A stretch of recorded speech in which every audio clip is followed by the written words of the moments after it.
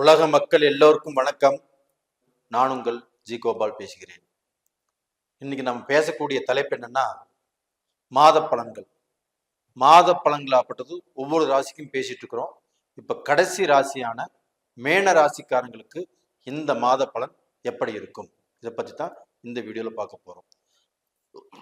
அப்போ மாதத்துல கிரக அமைப்புகள் ஆப்பட்டது மீன ராசிக்காரங்களுக்கு எப்படி இருக்குது அதை ஃபர்ஸ்ட் பார்க்கலாங்க. மீன ராசி ராகு பகவான் இருக்கிறாங்க. இந்த மாதம் ஒரு 15ஆம் தேதிக்கு மேல புதன் பகவான் வந்துருவாங்க. அதுக்கப்புறம் ஆப்பட்டது ராசிக்கு 2ஆம் இடமான மேஷத்தில் குரு பகவான், 7ஆம் இடமான கன்னியில் கேது பகவான், 11ஆம் இடமான மகரத்தில் சுக்கிர பகவான், செவ்வாய் பகவான், 12ஆம் இடமான கும்பத்தில் சனி பகவான், சூரிய பகவான், புதன் பகவான் இருக்காங்க. அந்த புதன் பகவான் மாறிடுவாங்க. அதே சமயத்துல இந்த செவ்வாய் பகவான் ஆப்பட்டது உச்சமடைஞ்சு 11ஆம் இடத்துல இருக்கிறாங்க. அப்ப அந்த உச்சம் அடைஞ்சு உங்களுடைய 2ஆம் இடத்து அதிபதியும் 9ஆம் இடத்து அதிபதியுமான செவ்வாய் பகவான் உச்சமடைஞ்சு 11ஆம் இடத்துல லாபஸ்தானத்துல சனியுடைய வீட்டுல இருக்கிறாங்க. யாருக்கு? மேன ராசிக்காரங்களுக்கு. அப்ப இந்த மேன ராசிக்காரங்களுக்கு 2ஆம் இடத்து அதிபதியும் 9ஆம் இடத்து அதிபதியும் ஆனா செவ்வாய் பகவான் உச்ச பலம் அடைஞ்சு 11ஆம் இடத்தில் இருக்கிறது மிக பெரிய யோகத்தை கொடுக்கக்கூடிய நிலையில அவர் இருக்கிறாரு. அப்ப அந்த செவ்வாய் பகவான் அப்படிங்கிறது உடம்புல ஓடக்கூடிய ரத்தம் சம்பந்தப்பட்டது, பூமி காரகன், சகோதர சகோதரிகளுக்கு காரகன். இந்த மாதிரி தன்மைகளை, இந்த மாதிரி காரகத்துவம் அது பெற்றிருக்கிறது. அப்ப உங்களுக்கு பாத்தீங்கன்னா மேன ராசியில பிறந்தவங்களுக்கு சகோதர சகோதரிகளுக்கு இது நாள் வரையிலும் இருந்து வந்த பிரச்சனைகள் ஆப்பட்டது சமாதானமாகி ஒரு நல்ல ஒரு அண்டர்ஸ்டாண்டிங்கோடு வாழக்கூடிய வாய்ப்புகள் இருக்குது. அது மட்டும் இல்லைங்க, இப்போ உங்களுடைய சகோதரி, உங்களுடைய அக்கா தங்கச்சிகளுக்கு மேன ராசிக்காரங்க செய்ய வேண்டிய ஒரு விஷயம் என்னன்னா, உங்க அக்காவுக்கோ உங்களுடைய தங்கச்சிக்கோ அவங்க ஆசைப்பட்ட ஒரு விஷயத்தை நீங்க செய்யணும். அப்ப அவங்க புடவையே ஆசைப்படுறாங்க, அந்த புடவையை நீங்க வாங்கி இந்தாக்கா அப்படின்னு சொல்லி மனசார சந்தோஷமாக கொடுத்தால் உங்களுக்கும் இதன் மூலியமாக நல்ல பலன்கள் நடக்கக்கூடிய வாய்ப்புகள் இருக்கிறது.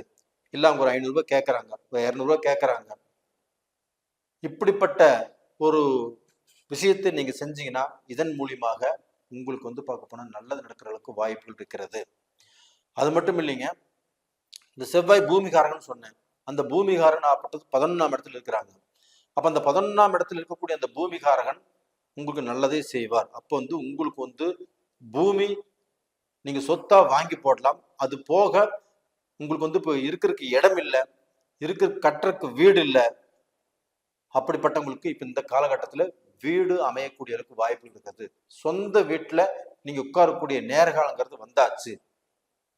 அப்ப டோட்டலா பாத்தீங்கன்னா இந்த சமயத்துல பூமி வாங்கலாம், வீடு வாங்கலாம். வீடு காசு பணம் வச்சிருந்து கூட இத்தனை டயத்துல பார்க்க போனா இவ்வளவு நாள நாம் வீட்டுக்கு அந்த வீடை எதிர்பார்த்தும் அந்த வீட்டை போய் பார்த்தும் அந்த வீட்டுல ஏதோ ஒரு குறை இருக்குது, எனக்கு அமையல, பூமி பார்த்தாலும் பூமியில ஏதோ ஒரு குறை இருக்குது, அமையல அப்படின்னு சொல்றவங்களுக்கும் இந்த பீரியட்ல கண்டிப்பாக வீடு அமையும். அப்ப மீனராசியில பிறந்தவங்களுக்கு கண்டிப்பாக ஒரு பூமி அமையக்கூடிய அளவுக்கு, ஒரு வீடு அமையக்கூடிய அளவுக்கு, ஒரு வீடு கிரக பிரவேசம் பண்ணக்கூடிய அளவுக்கு வாய்ப்புகள் நல்லா இருக்குது. அது போக தனாதிபதி உங்களுக்கு பாத்தீங்கன்னா அந்த பாக்கியாதிபதி 11ஆம் இடத்துல உச்சபலம் அடைகிறதுனால உங்களுக்கு பணம் வரக்கூடிய வழிகள் தாராளமாக இருக்கும். அப்ப அந்த பணமாகப்பட்டது வரும். அந்த வந்த பணத்தை நம்ம மிச்சம் பண்ணி வைக்க முடியாது. அப்போ இந்த பணம் வந்துச்சுன்னா இந்த பக்கம் அந்த பணத்துக்கு உண்டான தேவைகள் இருக்கும். அப்ப பணம் வர்றதும் தெரியாது, போறதும் தெரியாது. இப்படிப்பட்ட சூழ்நிலை தான் இப்ப இந்த காலகட்டத்திலையும் நடக்கிறதுக்கு வாய்ப்புகள் இருக்குது. போன மாசமும் இப்படித்தான் இருந்துச்சு. ஆனா போன மாதத்தை விட இந்த மாதத்தில் பண வரவு அப்படிங்கிறது கொஞ்சம் அதிகமாக இருக்கும். அப்படி பணம் வந்தாலுமே உங்களுக்கு பார்க்க போனா நிற்பது கொஞ்சம் கஷ்டம். அப்போ உங்களுக்கு சுப விரை செலவுகள் செய்து கொள்வது ரொம்ப நல்லது. அப்ப அந்த சுப விரை செலவு செய்வதனால கண்டிப்பாக நீங்க அந்த பணமாகப்பட்டது அந்த சுபவரி செலவுக்கு பயன்படுத்திக்கிறீங்க. அது மட்டும் இல்லை, நீங்க ஏதாவது ஒரு லேண்ட் வாங்கலாம், ஏதாவது வந்து பார்க்க போனால் கல்யாணம் அப்படிங்கிறதுக்கு நீங்கள் பண்ணக்கூடிய சூழல்கள் உருவாகலாம். இல்லை வந்து ஒரு காது குத்து, இது மாதிரி வந்து பார்க்க போனால் நம்ம வீட்டு விசேஷங்களுக்கு நாம கண்டிப்பாக சுபகாரிய செலவு செய்யக்கூடிய வாய்ப்புகள் உருவாகும். இது மட்டும் இல்லைங்க, அவங்க தனாதிபதி உங்களுக்கு உச்சபலம் பெறுவதால் உங்களுக்கு தனம் வரக்கூடிய வழிகள் நல்லா இருக்கும். அதை பயன்படுத்திக்கிறது உங்க கையில் இருக்குது. இப்போ இந்த 7.5 சனியுடைய இப்போ ஒரு ஆரம்ப காலகட்டத்தில் இருக்கிறீங்க. இப்போ இந்த ஆரம்ப காலகட்டத்தில் இந்த 7.5 சனியில் இருக்கிறவங்களுக்கு வந்து அந்த 7.5 சனியினால சில பாதிப்புகள் கண்டிப்பாக வரும். அதே சமயத்தில் சனி பகவான் ஆப்பட்டது 12ஆம் இடத்துல ஆட்சி வீட்டில் இருக்கிறதுனாலையும் ஓரளவுக்கு தான் உங்களுக்கு வந்து அந்த 7.5 சனியுடைய தாக்கம் இருக்கும் மொழியோ கண்டிப்பாக முழுசாக பாதிப்புகள் இருக்காது. இதை நீங்க நம்புங்க. அதே சமயத்துல இந்த 7.5 சனியில நீங்க வந்து சொத்து வாங்குறது நல்ல விஷயம்.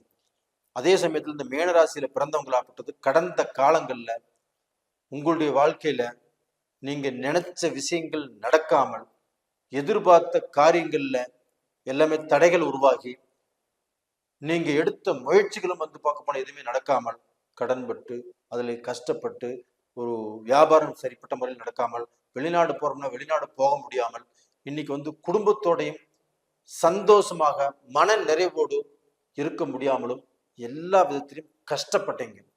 அப்படி அந்த கஷ்டங்கள் வந்துட்டு இருக்குதுன்னா அந்த கஷ்டத்திலிருந்து விடுதலையா இருக்க எங்களுக்கு வேற வாய்ப்பே இல்லையா? வேற எங்களுக்கு ஏதாவது ஒரு வழி பிறக்காதா? இப்ப இந்த 7.5 சனியால தான் இவ்வளவு பாதிப்புகள் வந்துட்டு நினைக்கிறீங்க. இதே 7.5 சனி காலகட்டங்கள்ல கூட அவங்களுடைய ஜாதகத்தில் நடக்கக்கூடிய தசா புத்திகள் உங்களுக்கு வந்து சாதகமாக இருந்துச்சுன்னு வச்சுக்கோங்க. அப்ப இந்த 7.5 சனி காலகட்டத்தில் கூட எந்த ஒரு பெரிய கெடுதலும் உங்களுக்கு வராது. அப்ப அந்த தசா புத்திகள் நம்ம ஜாதகத்துல நம்மளுக்கு நடக்கக்கூடிய ஜாதகத்துல உங்களுக்கு நடக்கக்கூடிய தசா புத்திகள் மூலியமாக உங்களுக்கு பலன் கிடைக்கும். அப்போ உங்களுக்கு நடக்கக்கூடிய தசா புத்திகள் நல்லா இருக்குதா இல்லையா அப்படின்னு பாத்துக்கிறது ஒரு நல்ல விஷயம்.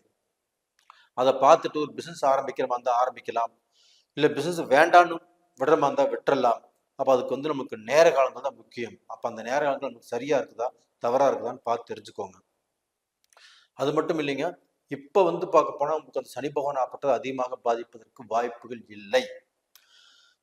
ஏன்னா சனி பகவான் ஆட்சியா இருக்கிறதுனாலையும் உங்களுக்கு வந்து பெரிய பிரச்சனைகள் கொடுக்க மாட்டாங்க. அதே சமயத்துல 30 வயசுக்கு மேல ஒரு 50 வயசு 55 வயசுல இருக்கிறவங்களுக்கு 2ஆம் சொத்து ஏழடையா இருக்கும். அப்போ அவங்களுக்கு வந்து நல்ல பலனை கொடுக்கும்.